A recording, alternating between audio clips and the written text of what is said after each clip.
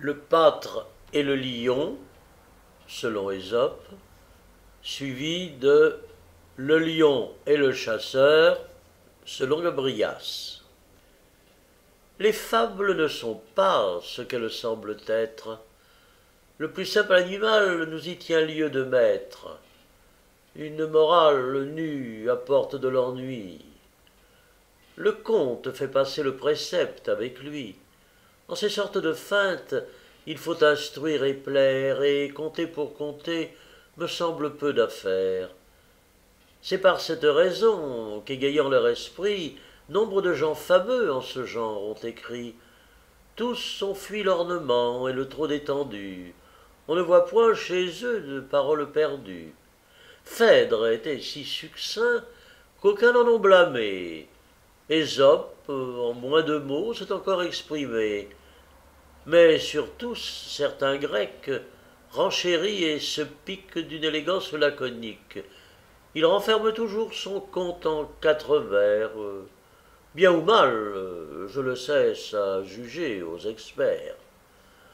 Voyons avec Ésope en un sujet semblable. L'un amène un chasseur, l'autre un pâtre en sa fable. J'ai suivi leur projet quant à l'événement, y cousant en chemin quelques traits seulement.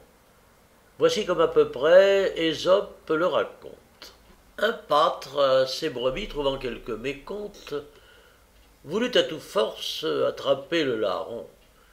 Il s'en va près d'un antre et tente à l'environ des lases à prendre loup, soupçonnant cette engeance.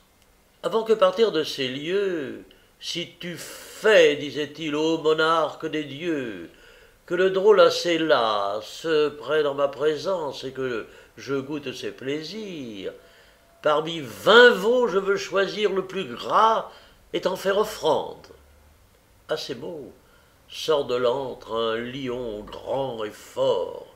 Le pâtre se tapit et dit à demi-mort oh, que l'homme ne sait guère, hélas, ce qu'il demande. Pour trouver le larron qui détruit mon troupeau et le voir en cella pris avant que je parte, ô monarque des dieux, je t'ai promis un veau, mais je te promets un bœuf, si tu fais qu'il s'écarte. C'est ainsi que l'a dit le principal auteur. Passons à son imitateur. Un fanfaron, amateur de la chasse, venant de perdre un chien de bonne race qu'il soupçonnait dans le corps d'un lion, vit un berger. Enseigne-moi de grâce de mon voleur, lui dit-il, la maison, que de ce page me fasse raison. Le berger dit c'est vers cette montagne, en lui payant 2 tributs à mouton par chaque bois, j'erre dans la campagne comme il me plaît, et je suis en repos. Dans le moment qu'il tenait ces propos, le lion sort et vient d'un pas agile.